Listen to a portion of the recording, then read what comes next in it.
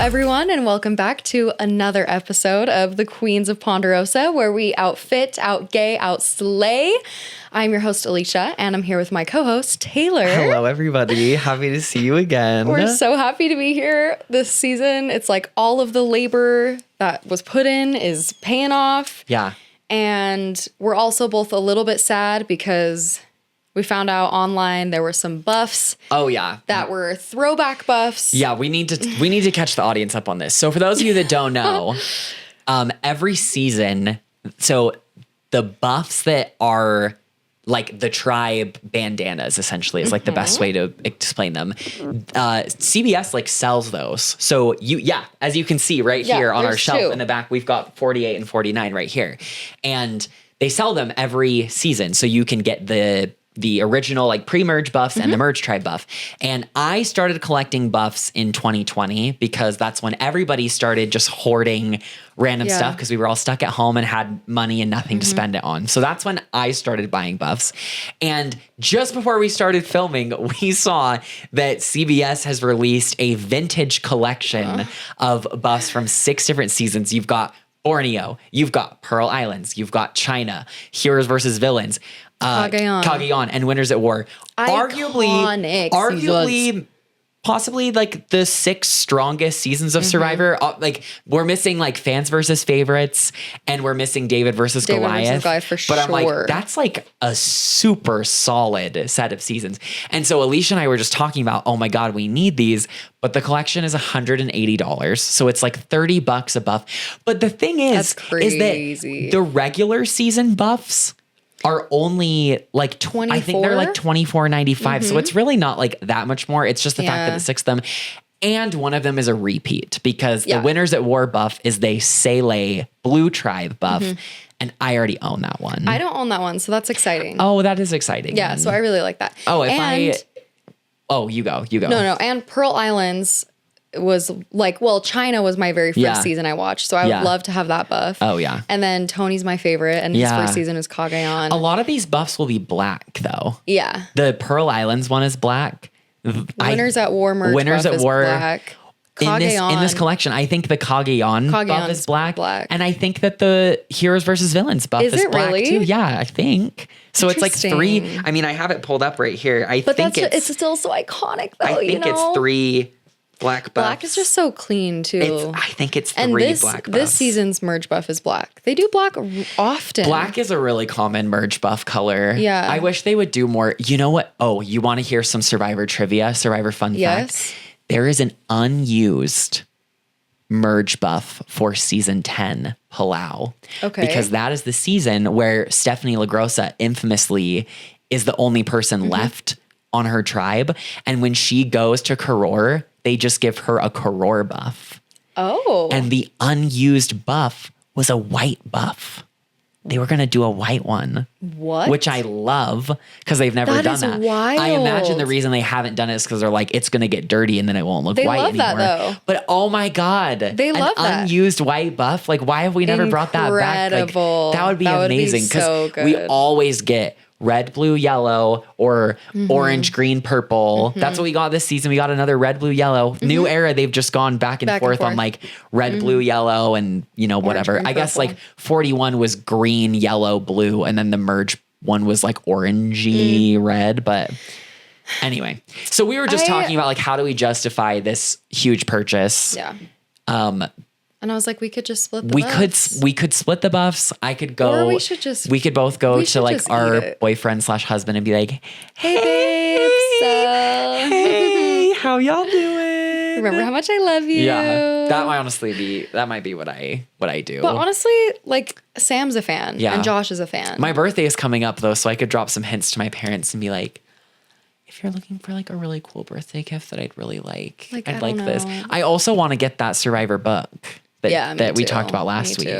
So anyway, just two broke bitches talking about how we can get our hands on this vintage collection. Well, and it's so funny. It's like, it's just funny what people choose to spend their money on. Oh yeah. Because people would be like $200 for 6 buffs. Like, get a grip. But I'm like, you don't understand. But I'm like, the impact, especially because to me, the buffs, it's more than just like a collector's item. Like the buffs to me is I'm like, this is like the people that were on this tribe. Like this is the like battle flag that they carried into the game. And like oh my God, I'd look at that Fei Long buff from China and be like, this is the tribe buff of Courtney Yates, Todd Herzog, Amanda Kimmel, that's so major. James Clement, Denise Martin. Oh my gosh. It's Jean Robert. I'm like, it's literally the greatest so tribe major. ever. The Leslie, the Jesus lady, who I also stand, you know, because she was just like, my word. remember the opening scene where they all go and like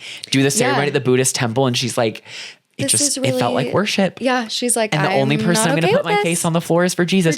And Christ. she opens up by saying like, I'm not a religious person, but I have a relationship with Jesus Christ. And it's like, you're a Christian radio talk show host. Yeah. And you're not a religious sister. person. It's fine to be religious. It's just wild that you'd be like, I'm not a religious person. I just will not participate in this non-worship ceremony. And I also host a Christian talk show. But I'm not religious. Anyway, but that's what I'm saying. That's why I want the buff. I'm like, she's so funny. I remember that. The heroes versus villains buff. It's like, oh my God, this tribe, again, just Russell, Sandra, Parvati, Amanda, JT, Major. Candace, Rupert, Colby, Jerry, like the most iconic people ever. Like, I just want it. Yeah. And listen, people collect all kinds of listen, some people collect shoes, some people do Pokemon cards, some people do baseball cards, some people do figurines. I collect a few things. I collect movies. I love movies. I buy a lot of music on vinyl. I have a lot of vinyl records. I collect buffs. I went through a Funko Pop phase, which I'm not in anymore. So before all the people in the comments come for me, I don't collect them anymore. Yeah. But during COVID, I just had a lot of money to spend on things that didn't matter. So do I have a Funko Pop for every Disney princess? I do. And are they on display in my house? Yes. Absolutely. Do I have a Funko Pop for every character from the Avatar, The Last Airbender extended universe? You do not. Well, okay, that's a lie. I don't have an Azula one, but I've got basically I have Aang, Toph, Sokka, Katara, Zuko, Iroh, Suki, Ty Lee. I've got Korra, Asami, Mako. Like, I've got everybody. I've got them all. I've got a Momo and an Appa. I have them all. I've got them all. That's precious.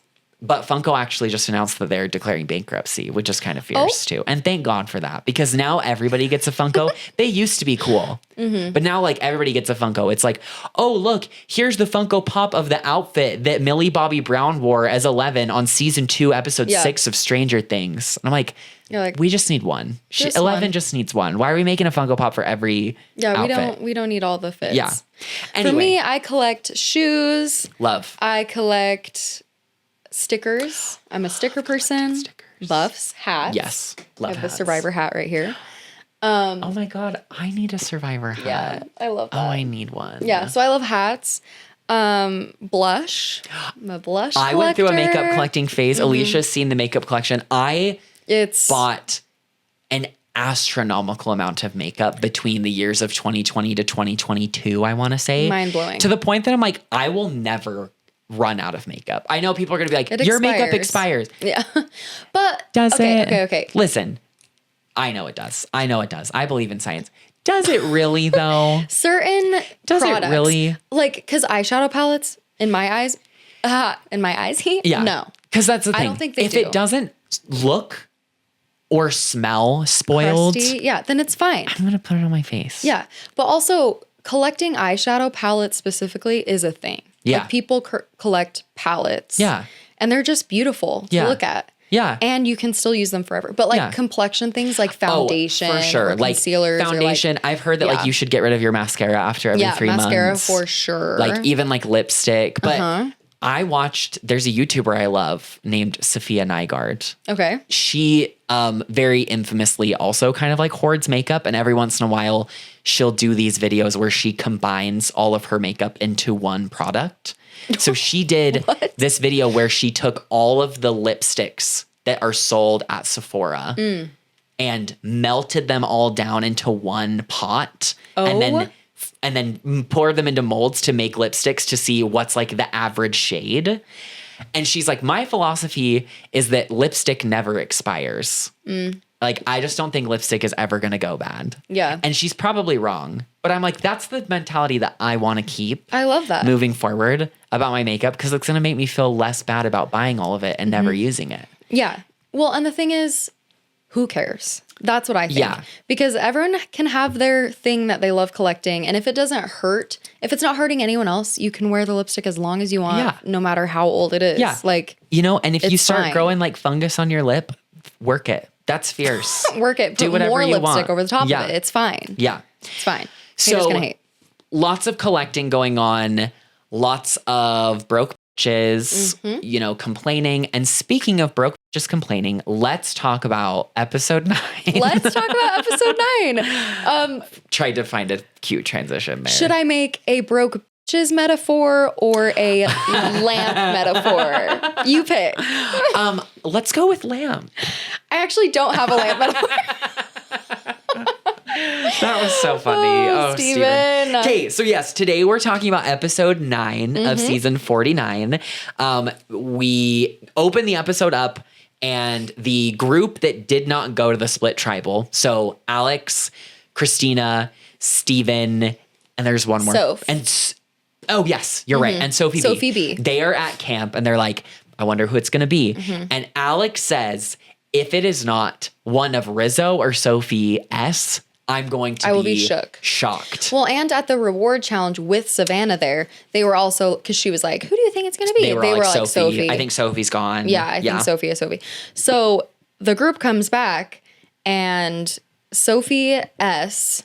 realizes that everyone is surprised, and everyone thought she would be gone, including the people in her alliance. They were gagged. They were like, They were gagged. They were gagged. They all like sat there for a second to like process it. They were like, oh no. And Sophie S. opens up and she's like, listen, it was early in the day. It was obvious that it was me or MC, and I fought like hell to stay.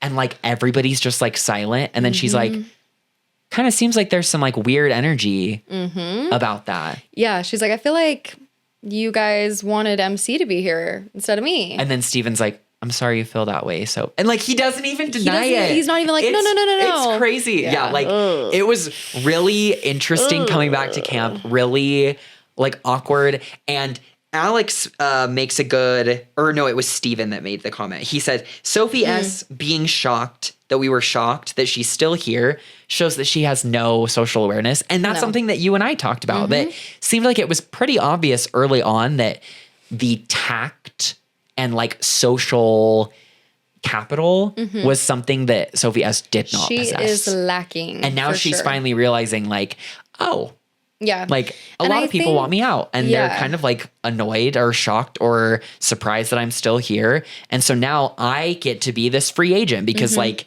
screw all these people that didn't want me here. And it's like, I think just because she's won for so long, like the idea of her even being an option to be voted out is just like not a thing. And the first time it even was a thing, when she was on that little tribe with Nate, Alex, Christina, herself. Was there anyone else? It was just 4, remember? It was just they those just 4. did those 4, and she was like, I'll get rid of Christina. Yeah. Well, when Christina was like, you can be the decoy vote, she was pissed. She was like, huh? But then in this last vote, she willingly is the decoy vote. She's like, Rizzo can write my name down. Anyway, her world has been tipped upside down. And it's kind of fun because we do get to see her fight and make some choices because she's been in the background. This entire time. For sure. She, in confessional, she says like, I don't think I can trust Christina. Maybe I can trust Steven, but like, I'm going to play a free agent at this point. There's some like, everybody's shocked that I'm still here. And so like, whatever, like I'm going to do what's best for me. More power to her. Yeah. And more power to her. Cause I feel like that's the attitude that you kind of need to have at a certain point, is that, you know, that's why Sandra won twice, as long as it's not me. Like, you obviously have loyalty, you want to have alliances, connections, but like at the end of the day, especially if they've made it obvious that they, you know, you're expendable. Do I think that she's going to be able to like turn this around and like control the game and win? But like, I'm not going to blame her for being like, well, if these people don't want to work with me, then bye. Like, I'm going to do whatever I want. I love it. Yeah. That's what we want to see from players, is not just like go with the easy thing. For sure. There was some other fallout from MC going home. One of them being that Steven has to find a new number one. Yeah. And he quickly solidifies that as Sage, at least to the audience. He doesn't tell her like, you're now my number one. Yeah. But it was just like, well, after MC's gone, I think I'm going to latch to Sage. Yeah. Excuse me. What in the? It's late, y'all. We just finished the episode and we are recording this and I did not have any caffeine today. I'm so proud. Look at you. But I also didn't take my ADHD medication. Oh. And that you're having a fun day. I am having a really fun day. That's so fun. It's fine. I talked to my therapist this morning about ADHD and anxiety meds. Did you? I did. What'd she say? He said. Oh, what did he say? I assume it's a she. Yeah, no, he and I mostly was just like talking about what does it look like to maybe get on them? Like, what's the tea? What's the process? But then we kind of got into the weeds of like, why are you thinking about medication now? And I was like, leave me alone. Just give it to me. I just have a lot of feelings that maybe I want to just like not have to deal with. He said that he was like, yeah, I think a lot of people get into. He's like, I think a lot of people get on meds and expect a different reaction when a lot of the time, not always, he's like, a lot of the time you just end up getting like kind of numbed out. Like that's the vibe that it gives you. So it can. That's for sure. But you are not numbed out today. No, I'm not numbed out today or really any day that I take my ADHD meds. I mean, sometimes. Yeah. Because it really can water you down a little bit, but it's just because it helps you focus. Yeah. My depression medication is what numbs me, I think. But, I mean, I've been on that for 3+ years and I'm chilling. You're a vet at this point. If I'm numbed down, I'm scared what I was before medication, okay? Yeah. I'm scared of her. Yeah. I have a friend that just got on Lexapro a couple weeks ago. Yeah. And they're like, game changer.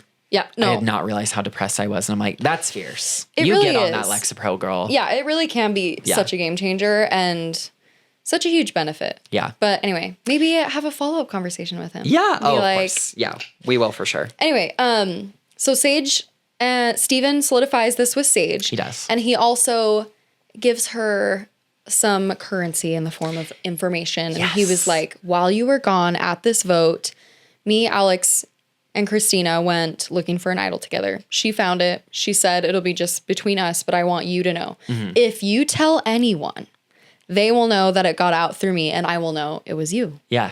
And so she was like, I'm not telling anyone. I'm not going to tell Jawan. Yeah. No, I'm not going to tell anybody. Yeah. So that was good. Another thing we saw, Savannah, no shocker, goes straight to Sophie and is like, spills all the tea. Yeah. Sophie S or Sophie B. Yes. Sorry. No, you're good. And she was like, this and this and this happened. I have an extra vote. Mm-hmm. And Soph is like, amazing, whatever, still keeps her knowledge's power locked down, which we're so proud. Yeah. And then later on, Rizzo, Sophie B, and Savannah are talking on the beach. And they're like, we are the most powerful group in this game. I still have my idol. Mm-hmm. Savannah has her extra vote.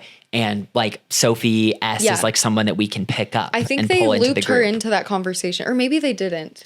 Because she doesn't know about the extra vote. No, I think later on in the episode, which we'll get to, is when Rizzo starts to like pull her in. But yeah, so then Sophie B in confessional is like, yeah, like, and I'm so proud of her for still not telling them like that. Because Rizzo is like, here, we have all this stuff. And then Sophie B still doesn't tell about the knowledge is power. And I'm like, thank God. Because they don't need to know. Everything. They don't need to know. Yes. I'm so proud of her. I genuinely have become like such a big stan for Sophie B. Mm-hmm. Not just because I enjoy her personally, but I feel like she's the first person in a long time who it is their gameplay that endeared me to them. Like, okay, and see, I'm about to eat my words because I was like, the last time that happened was, and I was like, oh, well, 48 Camilla kind of did the same thing to me too. Camilla. I guess the difference is that like Sophie B, like every single episode, I feel like has just played things like so well. She's super impressive. Beyond the one time she was out of the vote when Nate went home. Mm-hmm. But like, because I think about people like Genevieve. Like Genevieve's gameplay originally, I was like, oh, you're fierce. But then Genevieve for a while was like on the bottom and kind of had to like claw her way back into the game through like Operation Italy, which if we haven't already talked about on this podcast, I need to make clear. I think recency bias is a hell of a drug.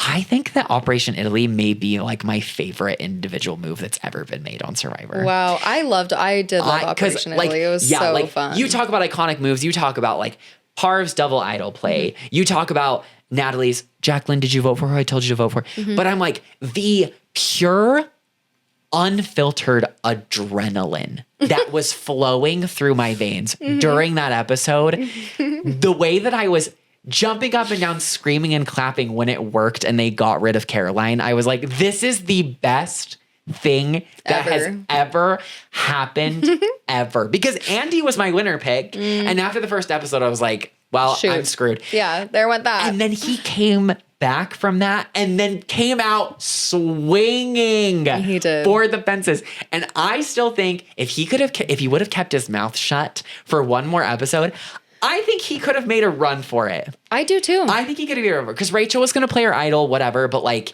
he has a great comeback story. Oh my God, it would have been so fierce. Andy, that's another thing, man. They needed to do a new era All-Star season because I'm like, okay, not everybody can be on 50, but if the cast we have for 50 is this, like, I'm like, we need a new era All-Stars for the people like Andy, Jesse, Shan, Carolyn, Venus, Omar. Omar. Venus, yes, like all the people that did give it. Did you know Venus is on the Traitors Canada right now? She is not. She is, and she's a traitor. And I'm like, I need to start watching. I'm going to watch. I need to start watching. Absolutely. There's someone else. Oh, Omar's on it too. Oh my god! Is it on? If it's on anything, it would be on Peacock. But yeah, I don't know if it's on Peacock in the States. I just saw a clip of it on my Instagram today. Oh my word! Of a fight that was happening at a round table, and I'm like, is that Venus Fafa? And it is. And Omar's there too. Incredible. Yeah. Sorry, I'm getting us super off topic. So no. Sophie B and Savannah and Rizzo are like, we've got this. And Sophie B, this episode, she, the last couple episodes, I guess, yes, last week's episode, seemingly tried to put it into people's minds like, I'm not really that close with Savannah and Rizzo. Like, I just got swapped and I had to do what I had to do to survive. But this episode solidifies to me, to herself, to the audience, to Savannah, Rizzo, whoever you want to say, that like she's pretty locked in with them. Like those are the people that she wants to ride with. Yeah. Even with the tides turning on Savannah and Rizzo and Nate getting voted out, her being left out of the votes, Sophie B is like hitching her wagon to Savannah and Rizzo. And I think it's really explicit to the viewers. Yes. But I think still in the game. Why am I going to yawn? Oh, no. I agree with what you're saying. Like in the game, she's making it less apparent. Less apparent. Well, and to Christina, she and Christina had this conversation where she was like, I just really want to be on the right side. Like, I want to know what's going on. Just tell me what to do. She's so smart. Yeah. She's so smart. Joanna's my winner pick, but and I love I am manifesting a Sophie B win with all of my homosexual being. Yeah, I need that so bad. I need her to win so bad. It would be such a good it would be so good story. It literally would just be like Denise, only if Denise was like a strategic cutthroat, like fierce queen. Yeah. Denise is a fierce queen, but I don't really feel like Denise was like strategically cutthroat this, that. I guess it was her relationship. I mean, on game. Winners at War, she kind of was. She like slit Sandra's throat. That was kind of fierce. Josh just started Winners at War, my boyfriend, to the audience. And he's really excited about it. I'll rewatch it with you guys. He doesn't know, the only winners that he doesn't know going into it, he doesn't know Ethan. He doesn't know Danny. Because I just didn't want to go that far back. The thing is like, I showed him like random seasons. Like I started with Cagayan because that's like what you start everybody with. I love Cagayan. And then I showed him David versus Goliath. Then I showed him Pearl Islands and he was like, I'm kind of down to just like watch things chronologically. And I was like, okay. I was like, we can do this two ways. I was like, we could watch every single season chronologically. And I was like, or if you want to watch the seasons you need to watch to get the most enjoyment out of like the big returnee seasons, there's a handful that we can skip. And he was like, yeah, I feel pretty good about that. So I was like, okay. So I was like, in the grand scheme of things, because Ethan and Danny go home really early on Winners where I was like, we don't need to see those. And then like for like Micronesia, I was like, you don't need to watch Fiji. We actually skipped Cook Islands, which is kind of wild, but Josh just was not feeling it. So I was like, that's okay. Anyway, so he's watching Winners at War. So he didn't know Danny, Ethan, Amber, Yol, and Kim, because we did skip One World too. But I gave him like a brief overview of each of their games. And so we just finished the first episode, so it's where Natalie and Amber are the first two out. So anyway, God, I'm just so off topic. It's so funny. You didn't take your ADHD meds. Yeah, but I'm it's the affecting one. you. I'm the one that's giving that's crazy.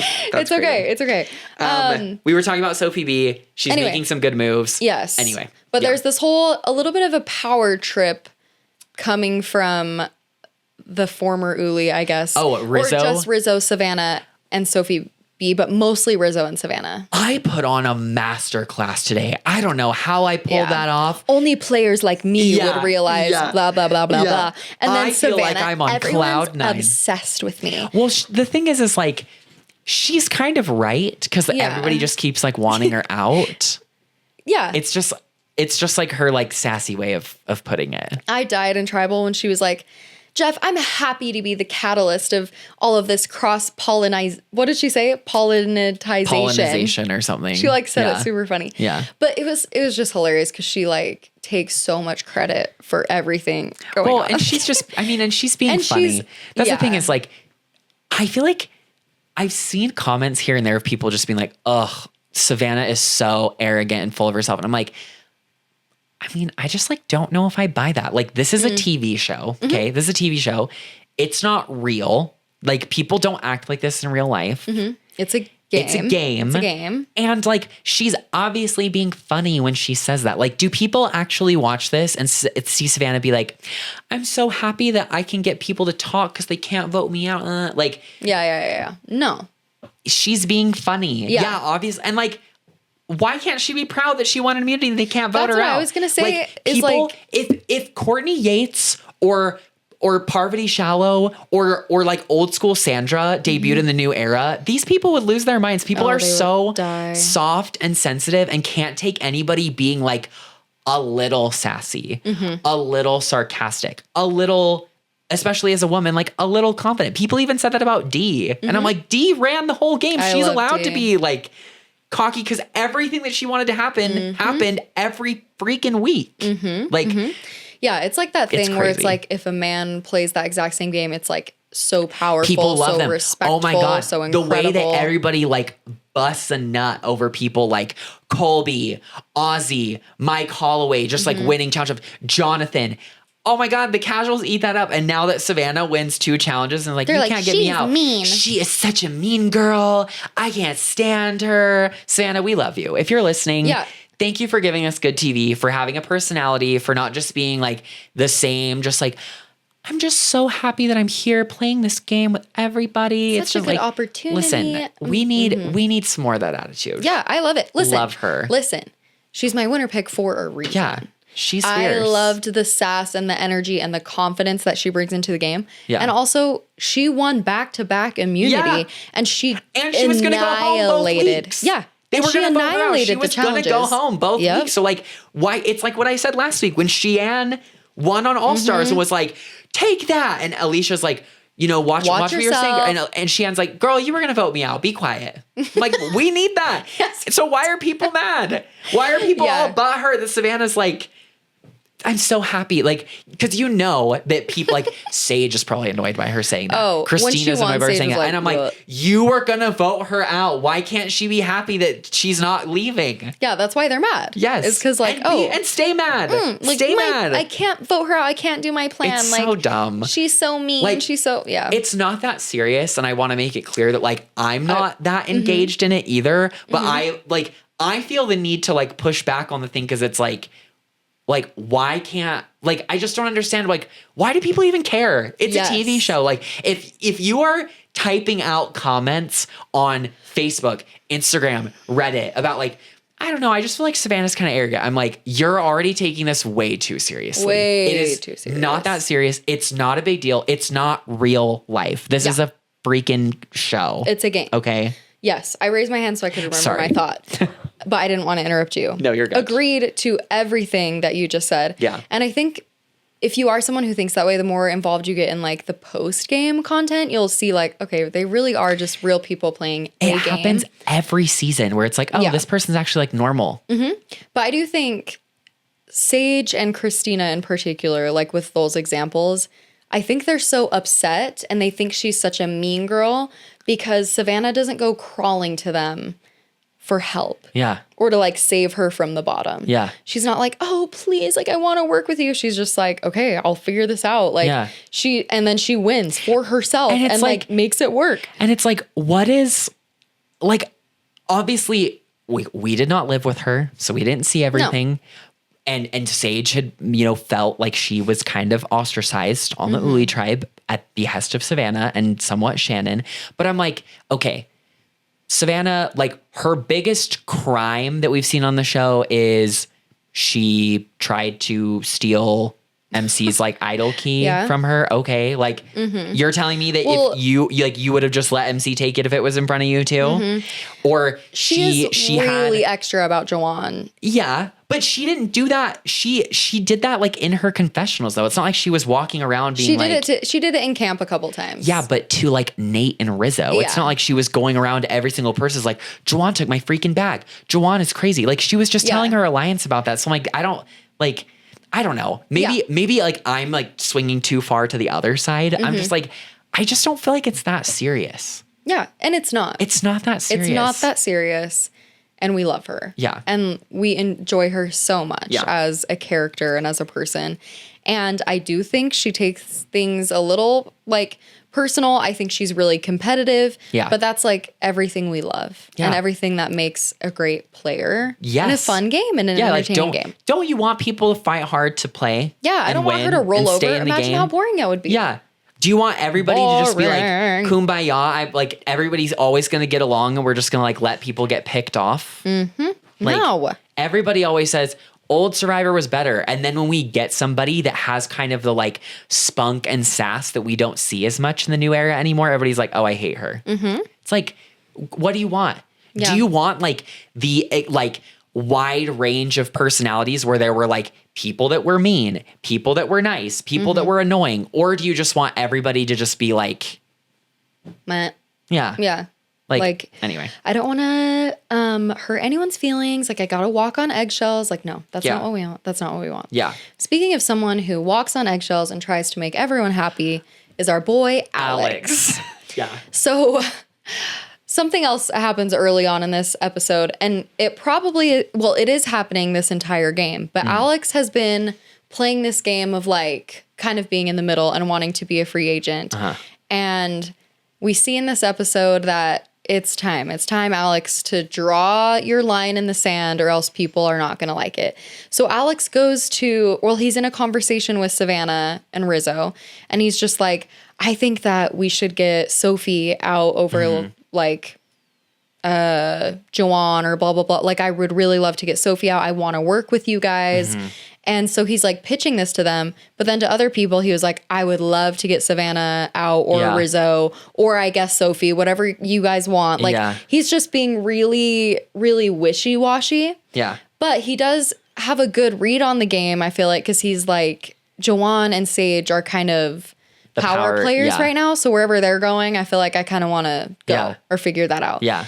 And Rizzo, this is where he says the line, it takes a player like me, the RIZGOD, Riz God, to catch on to this. That a player who's playing in the middle is really dangerous. Yeah. Rizzo clocks him hard. Like, we've seen players like play the middle very well, and Alex has not done that. He's been really, it's like very transparent what he's doing, and Rizzo clocks it right away and is like, Alex is trying to draw lines in the sand himself so that he can end up on the right side. So the person naturally that I want to get rid of is Alex. And so it goes on throughout the episode. And I think he did it well. I just think he's done it too long now. Yeah. Like, now is the time you really have to just like solidify this, because you can't be going down into numbers 8, 7, 6, 5. It's like there's not and enough be people. wishy-washy. Yeah. Like you cannot do it. Yeah. So Rizzo's mission this episode is like leading the charge. Yeah, target acquired, leading the charge against Alex. So before the reward challenge, after the reward challenge, before the immunity challenge, after the immunity challenge, that's like Rizzo's storyline this episode. And so, you know, it goes throughout the episode, but we can just talk about it here. Like, that's what he's doing. He is trying to get his ducks in a row, and it's like, we should get rid of Alex. So he pitches to Sophie S, and it's like, Rizzo's like, so what I'm going to do is tell everybody the stuff that Alex has said to me and then also throw in stuff that's not true just to like rile people up. So he goes to Sophie S and is like, yeah, something that Alex said to me is that he like really wants you out. He wants you out hard. Like he came and was like, I'm fine with getting Sophie S out. And she's like, okay. Then Rizzo goes to Sage and is like, Alex is trying really hard to play the middle. Here's what's up.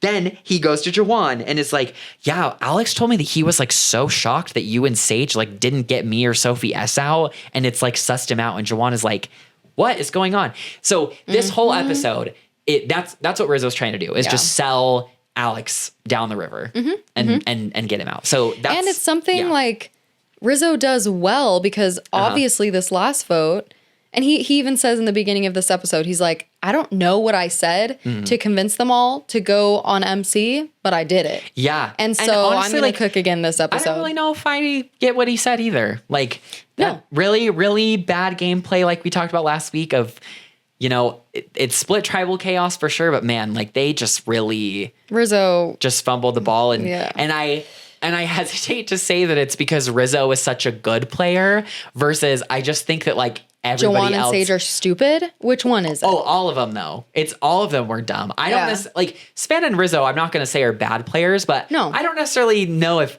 it's that Savannah and Rizzo are such godly amazing players versus like MC, Sophie S, Sage, and Jawan all playing like so poorly. Super dumb. And suboptimally that round. And we're going to see more of that this episode too. Absolutely. So, we get to the reward challenge. I will say really quick, I think Rizzo is convincing and like charming. And I think on the outside, he's not very threatening. Yeah. And then I think Savannah is like scary. Yeah. And so that's what I think makes them so persuasive. Yeah. And Sage and Jawan are a little bit disillusioned as to how much power Rizzo and Savannah actually have because they don't know about the extra vote. They like all these other things. So I think that's what makes them really convincing and really, really dangerous. Yeah, for sure. But anyway, at this point in the episode, we go to a reward challenge. We do. And they could win fried chicken and cheesecake and blueberries and blah, blah, blah, blah, blah. And this time, Jeff does not make them sing about fried chicken. Which is great. The fact that that happened on 48 is very disturbing to me. And I think Jeff needs to see a counselor. I'm channeling Miss Darbus from High School Musical where she's like, that was very disturbing. Go see a counselor. When they're like, it's hard to believe. I couldn't see that you were right beside. Yeah, anyway. So no fried chicken song. No. So good. I don't think I've watched the first High School Musical in probably like a decade. But the way that I guarantee that if somebody put it on, I could repeat the movie verbatim. I watched that movie. You could repeat so many movies verbatim. Oh, I could. There's a handful of movies. Incredible. Mean Girls, I think I could quote at least 70% of it verbatim. Yeah. Devil Wears Prada, same thing. I could probably do like 75% of that movie verbatim. God, what are some other ones? The first Pitch Perfect. Oh. I bet I could do like 95% of that one. For me, Pitch Perfect, I could do verbatim. Emperor's New Groove. Love. Don't hate me. Proposal. Love that. Legally Blonde. Love. She's the Man. Oh, yeah. And Miss Congeniality. Yeah, sorry. Probably. Have you seen that Cynthia Erivo meme that's going on? No. Okay, sorry. Well, no, go ahead. I feel like every episode now I'm just like pulling random memes. Yes. Oh my God. Yeah. It comes out. I think there's already been premiere like sneak peek showings already. Yeah. I think it's in theaters starting tomorrow is when you can start seeing it. I have tickets on Friday. Oh, love. Yeah. There's this meme so it's Jonathan Bailey, Ariana Grande, and Cynthia Erivo are doing like a interview, whatever. And they're talking about their fashion inspirations. So, Jonathan Bailey is like, well, growing up in like the UK, you know, as a youth, like my icons were Princess Diana and Cynthia Erivo's Love. Oh, and then who else does he say? I'm going to forget it. But he says like Princess Diana, she goes, Love. And then he says someone else, she goes, Love. And then he says someone else, she goes, Love that. And I just keep saying that all the time. Love. Yeah. Love. She literally goes, Love. Love. Love that. It's so good. And then there's the other one that's going around recently of her going, I have seen that one. Oh, that one's so funny. It's so funny. Sorry, if She's you're listening to this and not watching the video, it's the one where she puts her arm out and like has her eyes like big. So good. Yeah. Anyway, yes, we get to the reward challenge. Fried chicken, cheesecake, food reward. They split into two groups. Schoolyard pick. So Christina's a captain. She picks Sophie S, Alex, and Savannah. Rizzo's a captain. He picks Steven, Jawan, and Sage. Sophie B doesn't get picked, but she gets to bet on the team she thinks is going to win. And if she picks the right team, she gets the reward. She bets on Rizzo's team. The challenge is they have to like push this heavy cube. Yeah. Like forward through like the dirt. Course, whatever. Then someone has to climb on top of the cube, spin off like this coiled wire. They have to spin a bag off of it. Then they crawl through this little crawl. Then they unlock these big rings, and then they have to like throw the rings and like catch them on. Well, at first they have to throw these bags. Oh, yes. Because like there's an oar on top of a pole. Yes. And the rings are like on one side, and they have to hit this end of the oar so the rings fall. And then they have to grab the rings and throw them on top of the oar and like down the pole. Yeah. So it's like a pretty quick challenge, like nothing super crazy, remarkable about it. No shade to the challenge designers. No. Christina's team ends up winning. And then Christina immediately says, hey, can I give this up to Jawan? Because before the challenge at the mat chat, Jawan is like, or Jeff asked Jawan, like, this could be your first reward. You're like, you haven't eaten in like 18 days. Like, how are you feeling?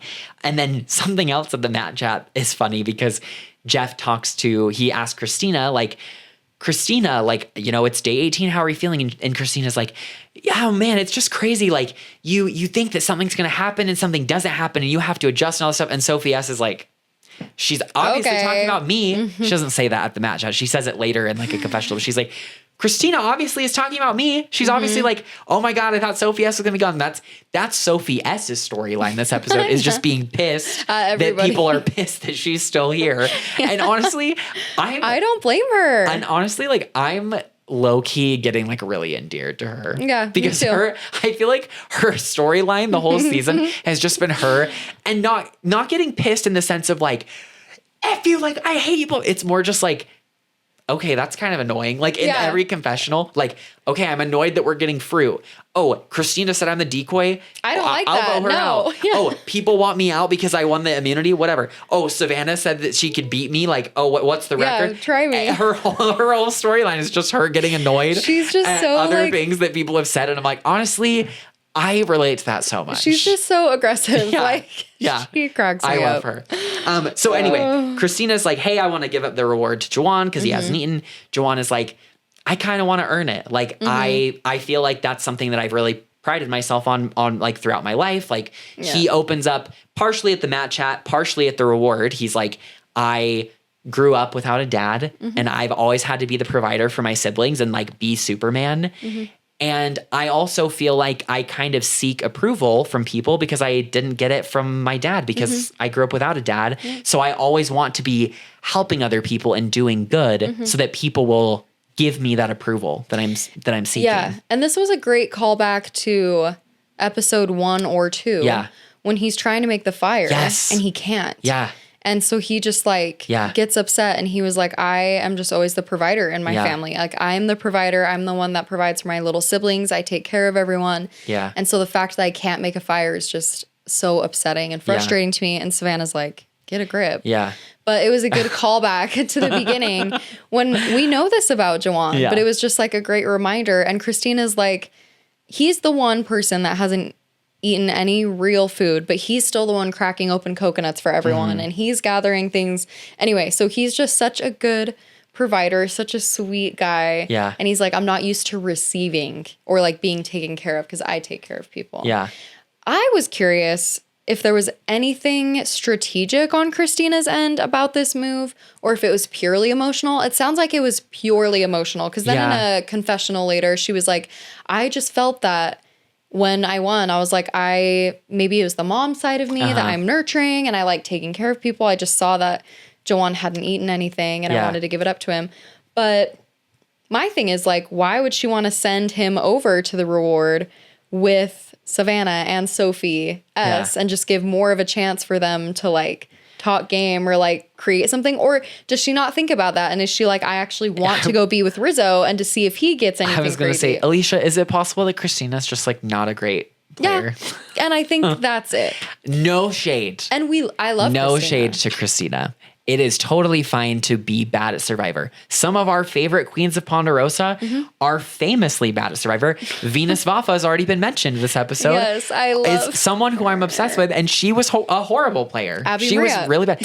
Abby Maria, like terrible. Potentially the queen of Ponderosa. Horrible player. Horrible player. So you don't need to be good to be loved. No. Love you, Christina. But yeah, like, is it possible that Christina's just like not a super good player? I think so. I think so. I agree. Because I think strategically it would have been smart for her to be on that reward with Savannah and Sophie. I mean, if you're just playing purely strategically, I mean, yes, you could argue this is like a move that could get her like social capital, like Joanne's jury vote, whatever. If you're playing strategically, like you're not giving food to people. Like, I don't like, I think people overestimate the, and this is like even going back to like old, like classic Survivor, even when people got cutesy and like gave up rewards, people still just turned around. The most infamous example on Survivor 14, the first season they filmed in Fiji, by the way. Final four, car challenge. Yao Man wins the car and is like, it up. Dreams, I'll give you the car, but if you win immunity, you give it to me. And Dreams is like, I don't have a car, thank you. All Dreams has to do is throw the immunity challenge. Just throw the challenge. But he wins and doesn't give immunity to Yao Man and votes him out. And then Dreams loses the game to Earl. So like, this is not a new idea of like, like giving up a reward. I don't necessarily think like ever really comes back to help you per se. I think maybe and this is an on the fly take that I would need to do some more in-depth research on if I'm really going to make a claim like this. But that's just my initial take, is that I feel like people overestimate how much giving up a reward would like benefit you socially or strategically. Like, I just don't think that really matters. I think so. It's beautiful that she did it on the emotional side. But yeah, like if this was supposed to be strategic in any way, I don't think it was. It was a bad idea. Yeah. And in her confessional, it's like, I don't think it was. Oh, I don't strategic, think it was because she was like, the mom and me. Yeah. And I decided just then and But in my head, I would think about how these groups are split up. And she's spent most of her time with Steven. Yeah. She doesn't need more time with Steven. Yeah. It would have been good to have them apart to just like catch vibes. And anyway, whatever. Let's see. Okay. So then. Yeah, we get back from the reward challenge. Sage and Christina have a chat and they're like, we want the mean girl gone. Get rid of Savannah. Whatever. She's we don't want her here. Yes. Yeah. Come on. Like, it was just, they're just so funny. Anyway, so they talk about splitting the votes. They're like, we need to split the vote. What? Can I say too, this is the same conversation where Sage is like, I enjoy collecting blackheads in jars, and Savannah could be a blackhead that I just pop. Sage, what? That's a verbatim quote. And I just wrote crazy. Underneath that. I put Sage, no. Yeah. Savannah is not your blackhead to collect in a jar. Yeah. Like, it doesn't make sense. Yeah. Stop bringing it up. It's crazy. But yes, continuing with what Alicia was saying, there's a plan to split the votes. Yeah. Anyway, so Christina tells Soph. Yes. This is when they have this little chat where Soph is like, I just want to be on the right side and tell me what's going on and blah, blah, blah, blah, in the most beautiful, strategic way. Yeah. And Christina reveals that the target is Savannah. And they're going to throw votes on Rizzo. Yeah. But they want to get out Savannah. Yeah. They're going to split the votes because they have enough people where they can split the votes. And even if Rizzo plays as idol, Savannah would still go home. So Savannah would go home. That's what Christina and Steven and now Soph, they've kind of been brought into.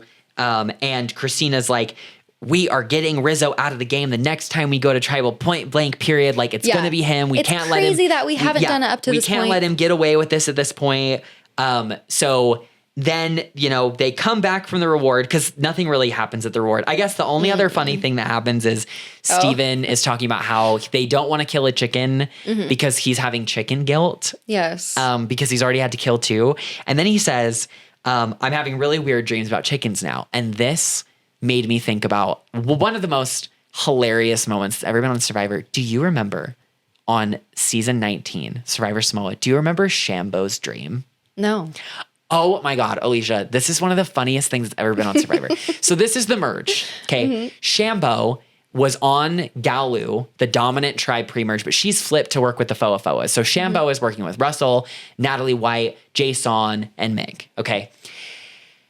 Shambo, they do this like crazy little thing where like they have footage of Shambo sleeping in the shelter with her buff over her face, and she's like giving a voiceover in a confessional. She's like, you know, like sometimes I just have like these clairvoyant dreams. I've maybe had like 30 of them in my whole life. I just have these like really vivid clairvoyant dreams. Like I really believe they're like God speaking to me. I really believe that. And I had a dream that we voted Dave out last night. And like while she's saying this, it's like clips of her like in the shelter, and then they'll like randomly cut to like one of the chickens like in the dark with like the night light, vision camera, and the chicken's like it's so funny. Like the way they edited it. And what's crazy is then Shambo wakes up and tells Russell about this dream, and Russell's like, to keep Shambo happy, we're going to vote out Dave. And they vote out Dave that episode because Shambo had a clairvoyant dream. She made it happen. Anyway, that's what it made me think of when he was like, I'm having chicken dreams. I was like, oh my God, Shambo's dream. Shambo's dream. Watching this like, yes. Shambo, if you're out there, love you. Josh loved Shambo. When I told Josh that Shambo never returned to Survivor, he was like, are you kidding me? And I'm like, she was asked back multiple times and said no. I think she was asked back for Heroes versus Villains and Fans versus Favorites too. You're kidding. And she said no. Shambo, why? I know. I'm like, my God. It just must have been that hard for her. Yeah. Like, and I don't blame them. I mean, but I would do it. I would do it in a heartbeat. Anyway, we get back. So the people that were on the reward get back. So Sophie B is filling in Savannah on what was said. And she's like, they're splitting the votes. Like they want you or Rizzo out. And I want to work with you. And Savannah opens up to Sophie B about the trauma she told Steven about in the previous episode. And then also opens up further to like, hey, I haven't told anybody this, but I want to tell you because I trust you. Like I said that I worked in marketing and I used to be a newscaster. And she's like, wow, that's so cool. Yeah, I won't tell anyone. It's always funny. I think if I'm talking about like people taking things too seriously, I think something that players take too seriously is like their occupation. 1,000%. Like, people, I really don't think people care. Like lawyer maybe, but even that one to this point, I'm like, you know, there's a lawyer every season, and I just don't think anybody really cares that much. Cops like is fair. Like cops is one that people are like, But even on like Big Brother, people are like, I don't want to tell people that I do like strategic analysis for this like marketing company because I don't want them to think that I'm smart. So I'm going to tell. And I'm like, nobody cares, girl. Nobody cares. No. Like your job is not that serious. And I feel like that was Soph's kind of reaction a little bit. Like, oh, okay. She was like, yeah, I won't tell anyone. And in my head, it translates to like, why would I want to tell anyone? Like, well, it won't matter.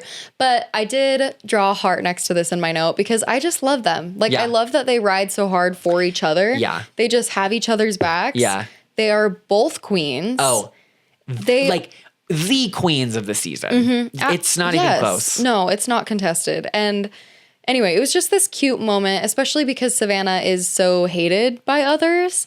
Yeah. And Soph just has her. She's like, I got you. They're all just bitter. Yeah. Oh, they're all just 1,000%. They all wish they were Savannah. Bye, girl. I wish I were Savannah, please. Yeah. So we get to the immunity challenge because we've already said, like, also in this segment, that's when Rizzo's going around, like, building up this plan to get rid of Alex. And they're talking, you know, Soph's like, you don't have Sage and Jawan. Like, there's the split vote plan. Like, let's think about it. So, well, and Jawan is like, I feel like I shouldn't believe Rizzo. Yeah. Like, I just don't think it's time to get rid of Alex. But also, should I believe Rizzo? It's just so funny because in my head, I'm watching this and I'm screaming like, Jawan, why are you listening to Rizzo? Why? And then he's like, yeah, no, I definitely think I need to keep Alex moving forward in a confessional, not to Rizzo. Yeah.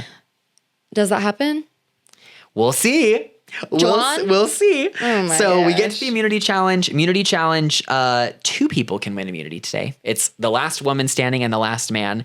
Do the producers want Rizzo and Savannah to stay in the game really badly? I think so. I think that they did that because they're like, hey, there's a split vote plan. What if they both win? Oops. Obviously, they're not going to rig the challenge for them to win, but it does seem oddly convenient that this episode where there's this split vote plan to get rid of them, that happened. The same thing happened I feel like it's very transparent on Worlds Apart, season 30, when basically the only two people that aren't in like the evil, people on Reddit call them the axis of evil. Like, oh my gosh. in reference to like World War II, which is probably too extreme. But this was the alliance that was like Rodney, Tyler, Carolyn, Will, Sierra, Don Thomas. The only two people that were not in this alliance were Mike Holloway and Shireen. Murica. Yeah. And the one challenge where it's the two of them left, they're like, two people can win immunity today. And the producer's like, oh, we want Mike and Shireen to win so bad. And then it didn't happen. So anyway, this is a new challenge. Challenges, it's if you've watched a lot of seasons of Survivor, there's a challenge they've done a few times. Yeah, Alicia's demonstrating right now. There's a challenge they've done a few times. That would take so much core strength. Yeah, there's a challenge they've done a few times where you basically have to hold discs with your fingertips against like a block. You have to like stretch. Yeah, like you're stretched to the point where you can only touch them with your fingertips because they measure everybody's like wingspan. This challenge is the same, but like Alicia just demonstrated, they're in like, if you've done like a leg press machine at the gym, they're basically like in this position and they have to like push on this little disc to keep it propped up. But their legs are bent like this. And for the first part of the challenge, they can hold on to like their own legs or to the structure. But then once they get, I think like 10 minutes in, Jeff is like, you can no longer hold on to your own legs, the structure. So everybody kind of like, I can't even do it. Like they're basically sitting like this. Well, we're also on a couch, which is hard. And they're just like anyway. Okay. So, and the disc is balancing on just one like steel point. Yeah. And so it slowly starts slipping. If you push too much or your pressure is imbalanced, you can like the disc will fall or fling it off. Or if you're not applying enough pressure, it'll just slip straight off. Yeah. So it's always cool to see new challenges. I feel like MC would have crushed MC would have demolished. I would have loved to see her do that. So I love her. People are falling out. I think we get to a point where there's like 6 or 7 people left, and Savannah's like, Steven, can we hear space facts? Yeah, like, please distract us from what's going on. So this was like basically the new era, less iconic version of Christian talking like nonstop during Immunity Challenge David versus Goliath, where he was up against Alec. So Steven is just like prattling off space facts. And then, we cut back and Jeff is like, thank you, Steven, for like helping us. Like, I'm going to take the challenge back and keep narrating it. And it went to like the 10-minute mark. Yes. Basically. So now people are doing this. So it gets to the point where the last 2 men standing are Joanne and Steven. Last 2 women are Savannah and Sophie S. So it's another Savannah Sophie S showdown. So Joanne ends up slipping and losing. So Steven wins for the men. Savannah is like saying over and over again, like, I'm not dropping. I need it. Like, I need it. I'm not dropping. Sophie's like, well, I'm not just going to give it to you. And Savannah's like, that's okay, but I'm not dropping. Like, I am not losing this. And the people that are out are like, ooh. Yeah. Alex is like, oh, drama. Yeah, Alex, the trash talk. Alex lives for the drama, He does. He was like, oh, I feel like I'm back in DC. I'm listening to all these people fight. And Sophie, ends up dropping. So Savannah wins immunity 2 weeks in a row. Yeah, and Sophie didn't like drop to give it to her because Sophie would never do that. It just like slipped. It just slipped. So Savannah wins for the 2nd week in a row and is absolutely ecstatic. Elated. Yeah. And Steven wins his first time. So we get back to camp and now people are like, okay, well, we can't split the votes on Savannah and Rizzo. So now we need to do Rizzo and Sophie B, she's collateral damage. So now Christina and Steven go to work and that's what they want to happen. Rizzo is going to work and is like, it should be Alex. And then it's basically like Sage and Jawan and I guess Sophie S to an extent kind of deciding what side do we go. And that's really all that happens after the immunity challenge. It's just like the two, there's Steven and Christina on one side. There's the Rizzo, Sophie B, Savannah contingent on the other. And then you've got, Alex is also on board. Like we need to split the votes. So it's like 3 on one side, 3 on the other side, and 3 in the middle. So Sage, Jawan, and Sophie S are basically going back and forth and deciding like, you know, what makes the most sense? Like, what's better for our game? Who should we get rid of? Like, I don't even really know if there was any like super interesting conversations that happened here. No. Like Sophie S talks about how she's like playing a free agent again. Juwan tells Alex to his face, like, hey, Rizzo wants you out. And Alex is like, oh, well, I want Rizzo out. So it just like further solidifies that plan. I wrote down Alex goes to work to get Rizzo out. So yeah, it really just comes down to Sage, Juwan, and to an extent, Sophie S being like, where do we go? What's so smart about Rizzo building this case for Alex and then Alex getting word of it and then him trying to scramble and like save himself. It like plays into that. It like further solidifies that Alex is dangerous and that he's doing the most. Yeah. You know? So it's like the best way to frame someone and be like, they're sneaky, they're doing this and that, and they're just gonna float by and blah, blah, blah, blah, blah. Like they're not picking a side. And then to have them go to work, it's just like, see? Yeah. Wow, like they actually are doing the most. They are doing this, and that. And Juwan is like, has this confessional where he's like, Alex is causing so many issues. So basically, the choice or like the toss-up is, what is more threatening? Alex causing issues and being in the middle, or Rizzo's idol? Yeah. But what's so funny to me is the reality is the choice is Rizzo causing issues and trouble and chaos and Rizzo's idol. Like it all comes back to Rizzo. So it wasn't even like an actual duality, but Rizzo kind of like turned it into one. So yes, they get to tribal. You know, the reference we made at the very beginning of this episode is Steven's, like at one point, Steven's like, Jeff, can I give you a space metaphor or a kangaroo metaphor? And Jeff is like, okay, let's go with kangaroo. And then Steven's like, I didn't think you were going to say that. I don't have one. We're just going to do a space one. We're going to give a space metaphor. But they go to tribal. They're talking as they do. They get to vote. Jeff's like, if anybody has an idol or an advantage, now's the time to play it. Rizzo does not play his idol for the third week in a row. Balls of steel. What's stronger than creating trenches on the island with the way that he is just swinging those around. They've got to be bigger than bowling balls at this point, you know, on that skinny body. And he's just walking around like, how does he even walk? Oh yeah. Don't even know how that, you know, skinny frame of his is standing up at this point. Cause he's got to have just like, you know, ginormous balls of lead that he's just dragging around. So he doesn't play his idol, and the votes are revealed. So Steven, Christina, and Alex have tried to execute their split vote plan. Sophie, B, Rizzo, and Savannah have voted for Alex. So there's 3 votes left. And Alex goes home. Sophie S, Sage, and Juwan have voted Alex out. I think at this point, I have no words. I have to say that like I can no longer defend the gameplay of Sage and Juwan. Nope. They played it so well. Like Sage had some amazing episodes where she put in the work, built these relationships, and then like was able to use those relationships to get Shannon out. Then at the merge, she was able to use these relationships to ensure that an Uli went home and the Heenas could take control.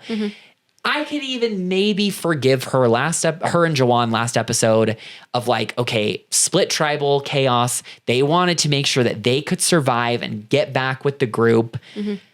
But man, 3 weeks in a row, it's inexcusable to not flush Rizzo's idol. And on top of it, like, why vote with the people that you are so adamant about wanting out and burning those relationships with Christina and Steven? Because now Christina and Steven are going to be like, Sage and Juwan just blowed smoke up my ass for like a whole day. 1,000%. And they just voted against me. And it's just like crazy gameplay. They are like, what about bottoms up? What about all of this? That's what I'm saying. And they were working so well together. Yeah. Like they are officially the peasants of Ponderosa. Yeah. Like they did not let the pimple jar together. They didn't let Steven in on it to like let him know what was going on. They like, that's the thing is like Sage and Juwan, Sage in particular, she's like more adamant and vocal about it. She's like, Rizzo and Savannah need to go. And it's like, you had the opportunity to make it happen, right? Okay, if Sophie, I was talking with Alicia before we started filming. I was like, okay, even if Sophie S is like, hey, I'm not voting. Like, I'm not voting Rizzo out. Like, I'm voting for Alex. It's still 5-on-4. So then you just don't split the votes. And if you really need to play it safe, fine, vote Sophie B out. Okay. Because then it's now Rizzo, Savannah, Sophie S versus Jawan, Sage, Christina, Steven, and Alex. So you've got 5-on-3. Okay. All right. Then, like, They needed Boston Rob's numbers lesson. Yeah, but now it's just like, what are they doing? Because it's like, okay, what is your plan? Now you've got Rizzo still has an idol. You've got Savannah, who they don't know has an extra vote. And you've got Sophie B, who has a knowledge is power. Sophie S is now pretty much detached from the Heenas. 1,000%. So now Sage and Jawan, it's like, you're not even in the middle. You're not even in the middle anymore, because if you swing back to Christina and Steven, you're tying. They're going to be like, what the heck? You're tying at best, and they're pissed off. And if you stick with the other people, it's like, well, you're on the bottom now because you screwed them at the beginning anyway. Like, it's such crazy gameplay. Like, obviously we are not there. We don't know like all the ins and outs. Like, we don't know every conversation that we saw, but like, no. But make it make sense. Yes. Like, make it make sense. It. It's so like, if they were playing with, like, and it's so hard because like, we're not out there. Like, we don't know what's going through these people's minds, but I'm just like, God, if you're playing smart, like, why are you empowering the people that you don't want to work with, that you don't have good relationships with? Like, you put in all this legwork to get in with the Heenas, to ditch the Ulis. And now you just like threw it away for what? They're spoon feeding their enemies, the ops. They're like, crazy. Here, do you want an ally? I'll give you one in Sophie S. Oh, you want to keep your idol? Like, no consequences? Yeah. Like, one vote caught? Here. Like, we saw like 48 was like similarly frustrating because every episode was like, is somebody going to vote Joe and Eva out? But from what we heard post game, it really sounds like the edit for 48 was not super accurate, and there was never really any intention to get Joa even out because they were like goats, essentially. Well, they were just, they were not threatening. Like, Camilla and Kyle were like, we're taking them to the end because we're going to win.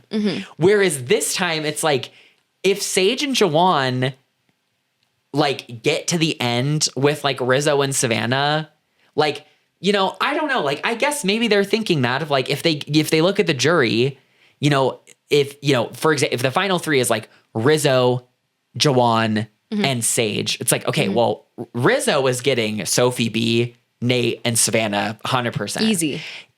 Probably has a good shot to get like Sophie S too. So then Rizzo already has like 4 of the votes. I also and it's think like, MC could vote for him. Like, she's a competitor. Like, that's what I'm saying. Like, I just don't know what the game plan is. Like, unless they're really like, Sage makes a comment, or maybe it's Sophie. No, Sophie S says this, where she's like, I think we're weighing the devil you know versus the devil you don't. Like, is it better to know where the idol is than to force Rizzo to flush it, essentially, and then it gets hidden again and we don't know who has it? And I'm like, okay, I guess I kind of understand what you're going for there, especially because Sophie S doesn't want to work with the Heenas. But when Jawan and Sage hear that, it's like, do you really want to vote out somebody that you could have worked with to take out the people with the idol and the advantages that you don't know about?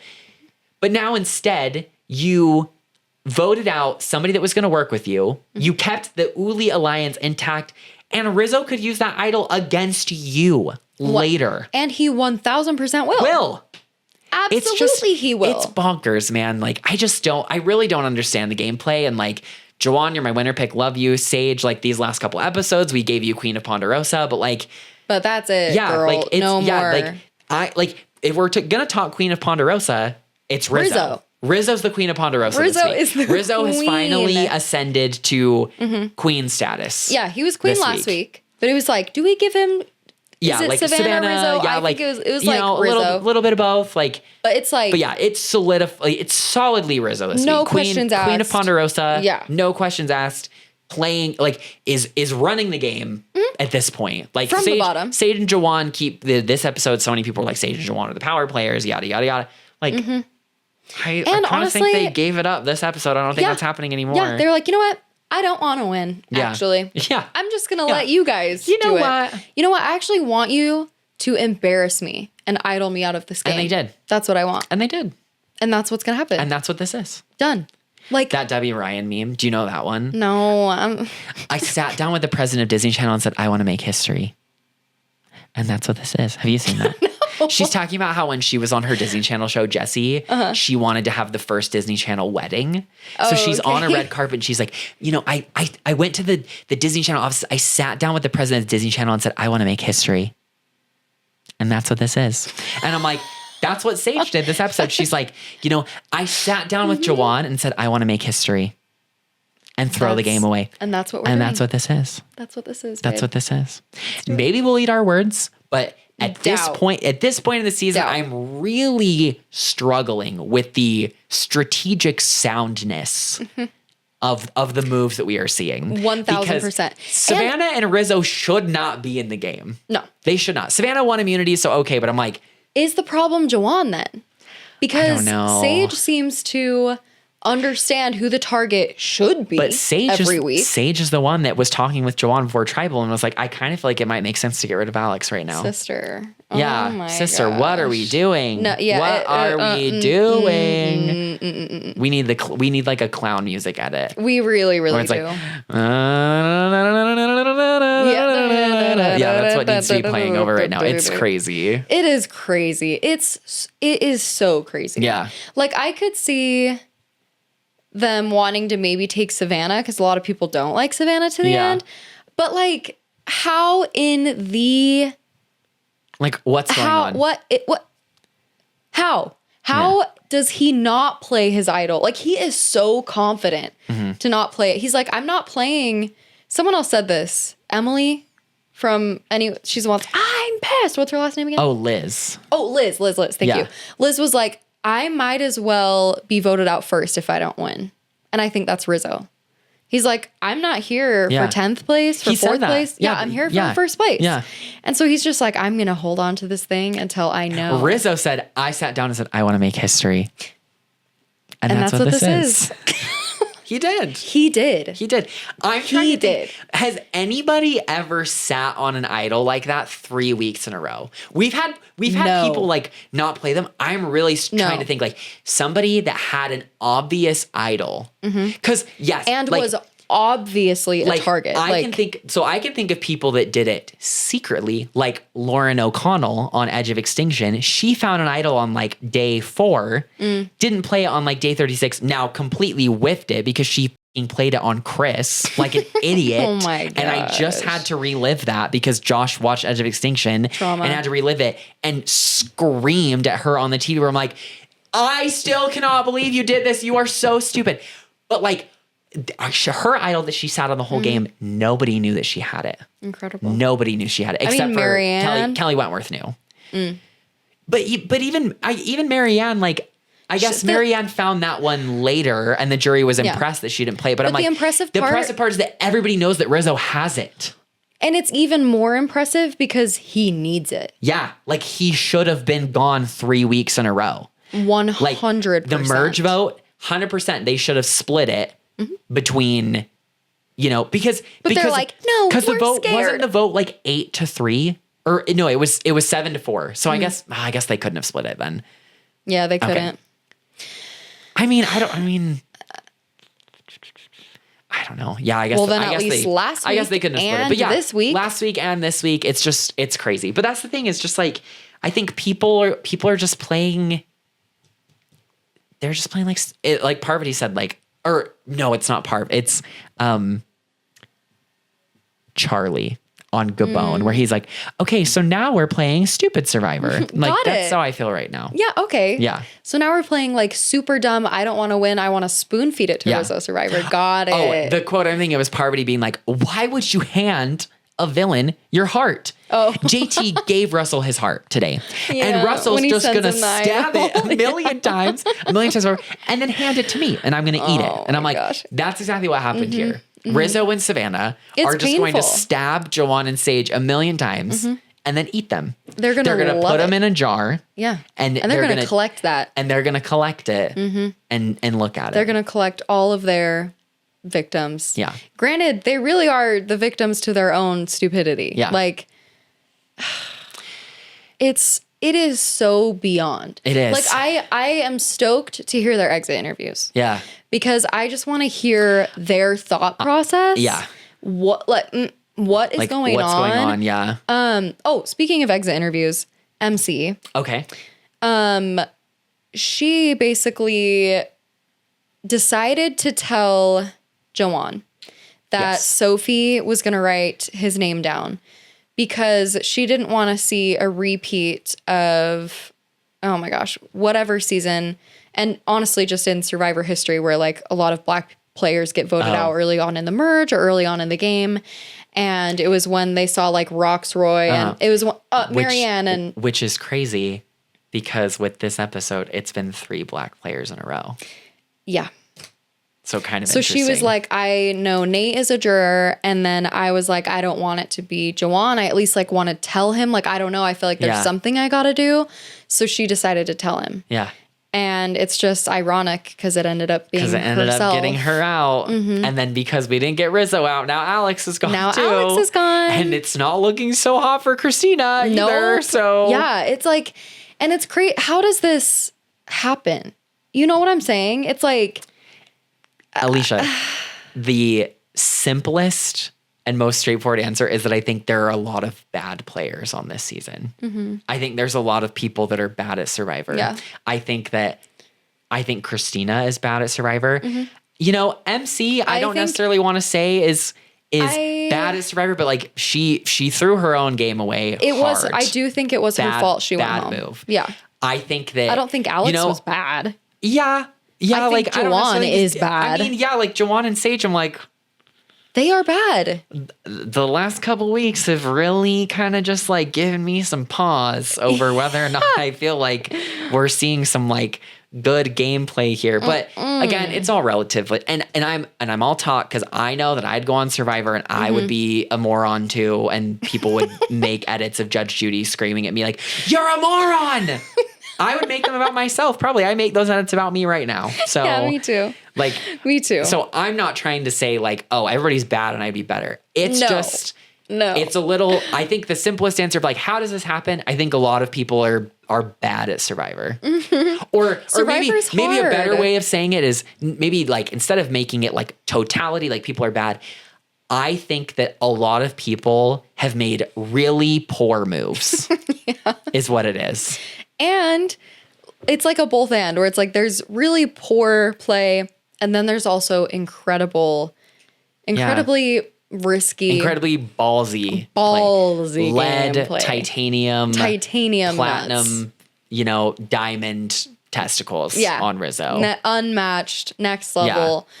Yeah. He needs to add another line like RIZGOD, I have big testes. Like, that's what it needs to turn into. It's like, nobody else has balls bigger than mine. No. Like, no. Crazy. He is so Everybody crazy. wants to talk like, oh, the big guy this season, Jake. Like, Jake, the big guy, Jake got bit by a snake and had to leave. Okay. Rizzo is out here swinging these balls of steel and just taking out players one at a time. You know, with the balls that he's swinging. Yes. Knocks them straight out of tribal council. Absolutely. Just knock them out. Yeah, it's crazy. It is crazy. And it's also wild. Like One World, right? So Kim. Oh, love Kim. And her win. For me, it's... Everybody just fell over. It is like a both hand where it's like, was everyone else super stupid? Yes. Or is Kim incredible? Well, yes. And I think it's both. It's 100% both. Where it's like, are Joanne and Sage royally screwing it? Yeah. Yes. And Rizzo's incredible. And Savannah's incredible. And pulled out back-to-back immunity wins. Mm-hmm. So that's what you get. Yeah. That's what this recipe... And that's what it is. Yeah, that's what this is. That's exactly what this is. Yeah. Crazy. Any other thoughts? What do you think's gonna happen next week? Well, based on the preview, Alicia and Rizzo's I are pretty confident. Cry. Well, yeah, so there's a scene of Rizzo crying. There's a scene of the jury at Tribal Council going, "What?" Which makes me think I think Sophie B is probably playing her advantage next week. It's time for her to shine again. She's potentially stealing. My prediction, if I just want to full send it, I think that Sage is going to spill the beans that Christina has an idol. They're going to want to split the votes on Steven and Christina. And Sophie B is going to steal Christina's idol so that they don't have to worry about it. And then she's going to get voted out. That's what I think is going to happen. And then Steven will be all by himself. That's what I think will happen. It's really, and it makes me really sad because I love Bottoms Up. Yeah. I really believed in them. Yeah. And I'm super bummed. Yeah, we'll have to see what kind of damage control Jawan and Sage do with Steven next week. I think that is what's going to happen. You know, Savannah's got her extra vote. Rizzo makes a comment this episode, like, if we can just get to the final 8, like, we basically get to dictate what's going on because even if it's just me, Savannah, and Sophie B, Savannah has an extra vote. So we've got 4 votes at the final 8. That's major. Yeah. Major. Yeah. So it doesn't matter, what happens. I kind of want Rizzo to do something so diabolical and vote out Savannah or something. Yeah. He wouldn't. Oh no, he's not going to. He wouldn't. Rizzo, if Rizzo's playing really smart, he's like, I'm taking Savannah all the way to the end. Yeah. Because she's my number 1 ally and nobody likes her. Like that's 100. If Rizzo wants to win, if Rizzo wants to win, he should go to the end with Savannah and like Sophie S. And I think he would get every vote. I think so too. I think if he takes Sophie B, it's harder. Because Sophie B can play the angle of like, I have been playing since day 1. I was on the bottom. I had this advantage. I didn't tell anybody about it. I played it exactly right. Yeah, assuming we'll see how she plays it out. Yeah. She will, just because she is such a queen of this season. And she's been so smart up to this point and so calculated and strategic, and her timing is so perfect. So good. She is going to play this right. I just know it's going to happen. She's going to be the first person to actually get something using knowledge as power. Because it's never worked. Yeah, and you just have to keep it to yourself. So I do think if she went to the end, she would give Rizzo a run for his money. Yeah. I really, really do. Yeah, 100%. But we'll flip and see. I want to see what makes Rizzo cry. Yeah. That's what I'm excited for. Yeah, we'll have to see what happens. Who knows? Yeah. Anyway. Alicia. Everyone. Oh, the queens have spoken. The queens have spoken. The queens have spoken. We have to make sure that we put the gavel down. We snuff that torch. The queens have spoken. Have a beautiful week. Yes. Join us next week for another episode. And yeah, I think that's all right. Pretty much. Give us a rating. Share this with your friends, your other Survivor friends. Yes. Tell us what you think. Possibly contribute a financial gift to the podcaster so that they can buy the vintage buff collection. Yeah, we want to add buffs to our shelf. Please, pretty please. No, I'm going to buy it. I honestly am probably going to buy it as soon as we stop filming. Which is so bad because I've already overspent a lot this month, but whatever. It's the holidays. It's the holidays and a birthday. Yeah. You buy yourself a birthday present. Did I already buy myself 2 other birthday presents today? What'd you buy? Yes. Kesha is releasing her first 2 albums on vinyl with unreleased songs. Huh? And I bought a signed copy today. So I bought that. And then I also bought myself a squatty potty. Amazing. Do you know what that is? Yeah, it's like the thing you put around your toilet so you can put your feet up. Yep, because it's healthier for you that way. It is healthier for you. And so I was like, you know what? I am almost 30. Why not? I have to start thinking about my health. So I bought myself a squatty potty and it's fierce. I used it today. I love a squatty potty. Is it just white or is it cute? Yeah, I bought a white one. Nice. Just because it's in my bathroom, my personal bathroom at home that no one else uses. And I was like, I don't need to get cute here. No. I was like, if we buy one for downstairs, maybe we'll get one of the bamboo ones or whatever. That would be nice for guests to just have a leisurely, healthy aqua dump. These aren't coming until later, but I also bought bidets for my bathroom and for the guest bathroom. Josh didn't want one for his. That is an adult purchase. I just called Josh out on the pod. Sorry, babe. That's fine. We love you, Josh. Josh was like, I don't really know if that's my vibe right now. And I'm like, that's okay. Yeah, some people don't like them. I'll have a clean butt and you won't. Yeah, some people don't like them. That's fine. Yeah. I love it. Love a bidet. Feels so clean. Love a bidet. Yeah, they're incredible. Yeah. Anyway, we will see you all next week. Thanks for tuning in and we will see you next time. Bye. Everyone.